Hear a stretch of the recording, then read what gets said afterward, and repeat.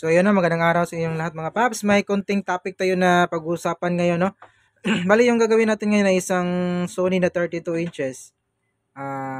Back job to eh. Yan, makikita nyo naman dito. Nilagyan natin ng back job. Na-repair natin dati to.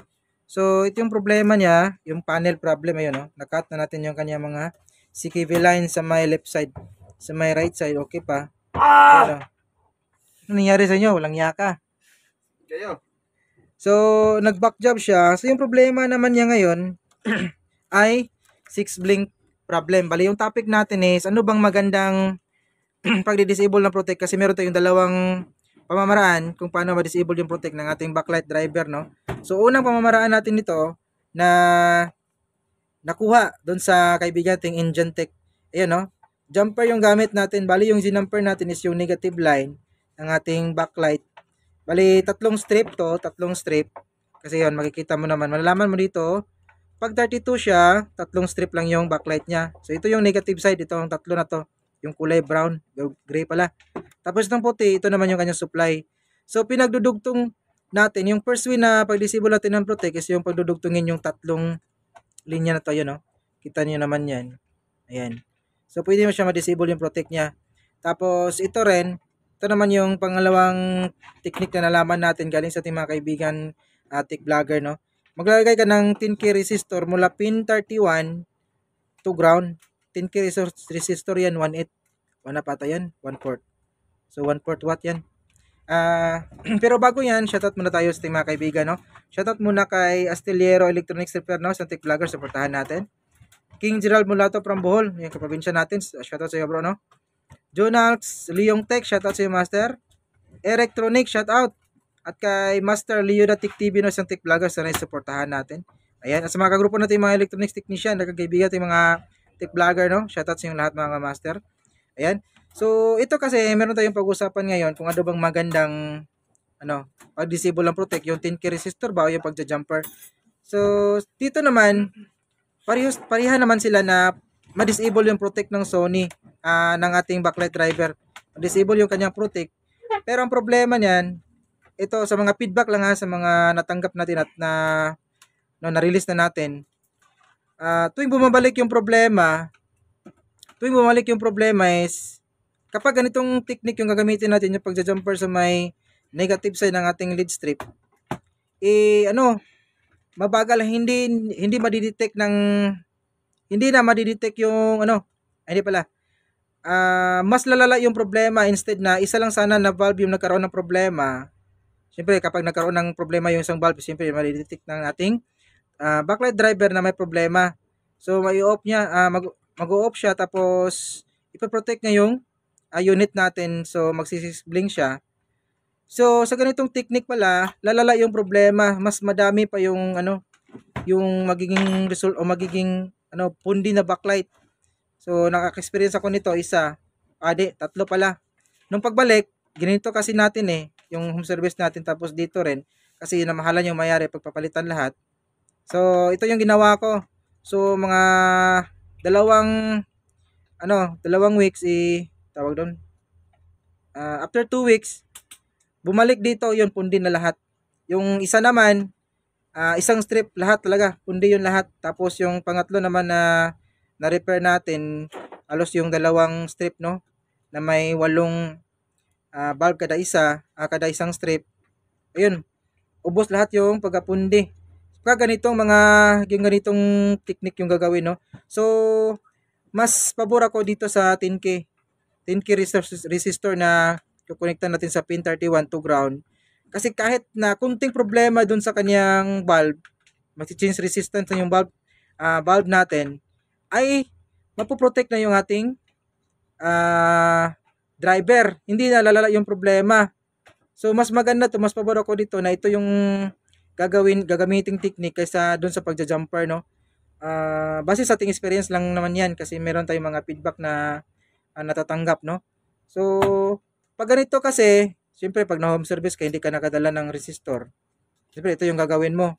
Pwede naman to, basta kakausapin mo lang yung may-ari na posibleng bumalik yung problema. So mas maganda talaga na papalitan lahat. Kung pwede, balikan nyo, tapos palitan nyo lahat yung backlight niya para sigurado at garantisado yung gawa natin, no? Iwas back job talaga yun. Kasi sa sitwasyon natin ngayon, nagpalit ako ng isang valve nito, tapos ano, yung mayari kasi nito, mabunganga.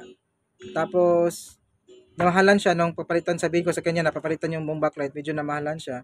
So yung ginawa ko, pwede palitan ito yung isa, pero hindi ako magarantisado na yung ibang valve, bibigay na naman yon at babalik-balik ka naman dito sa shop. So sabi niya, okay lang naman daw. So inisip niya, hindi niya isip yung inisip niya yung malaking gastos, pero hindi niya inisip yung oras at panahon na mga gastos niya pagbalik-balik dito sa shop, no? So yun yung gusto na mangyari, di yun yung gawin natin, no? Bali itong tatanggalin lang muna natin tong jumper na to. Tapos hindi muna natin ikakabit yung 10K resistor natin. Titingnan natin kung mapoprotect ba yung unit natin. Kasi yung valve niya, buo naman, isa lang yung pundi. Kaso, yung voltahe bawat strip ay diferensya na. Meron ng diferensya 1 volt ata. So, yun mga 1 volt na diferensya na yun, madidetect ng ating driver. So, napoprotect pa rin siya. So, tatanggalin lang muna natin yung jumper natin ito. Ito. Tapos, testing natin. So, ayan na. Tanggal natin yung jumper natin, no? So, testing natin to. Hindi pa natin dinikit yung, yung 10K resistor natin sa may pin 31, no? Nakahang pa yan. So, niready ko na siya. Kasi ilalagay natin yan mamaya. Saksak ko muna. Then, angat natin. Ayan na. Meron pa yung kanyang huling billing, oh. Dating billing niya, meron tayong bypass panel na nilagay. So, cutting method yung ginawa natin nito, no? Ayan, bumukas na siya. Pero, ito, lalagyan ko pa rin siya na, hindi na siya nagpo-protect. So, tinanggal natin yung jumper dito. Hindi pa natin nilagay yung 10K resistor. So, okay na. Hindi na siya nagpo-protect, hindi na siya nagsi-6 blink. Pero kukonekta pa rin natin to kasi meron akong na-experience ito isa na pag meron na kasing hindi na kasi balance yung yung strip niya, kung titest mo siya ng backlight tester, hindi na siya balance, meron na siyang yung isang strip nito, meron na siyang 1 volt na diferensya, no. Yung dalawa 0.6 lang yung diferensya, pero yung isa nasa mga 1.4 yung na-voltahe yung diferensya, no. Madidetect pa rin ng ating driver kalaunan pag umiinit na yung unit natin, no.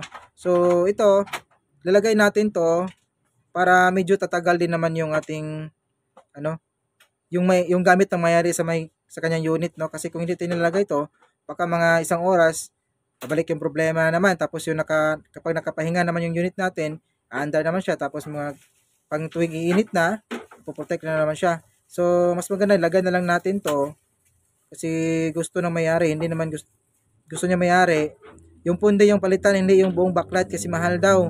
So lagay na lang natin to, iko-connecta natin to, iko-dikit natin dyan, then final testing na tayo, no. So ito na, ayan, nahihinang na natin yan, yung resistor natin, ayan, nahihinang natin sa may pin 31 ng ating driver. So yung pin 31 ito, yun yung kanyang CP o circuit protect, no, yung pin ng kanyang protect. So gumamit tayo ng 10K resistor. Bali yung ginamit ko natin ito 47K, pero mas maganda 10K talaga. Ayan, so testing na tayo. Then sarado na natin to at ipaalam natin sa may-ari, no. Yan, tinangat natin.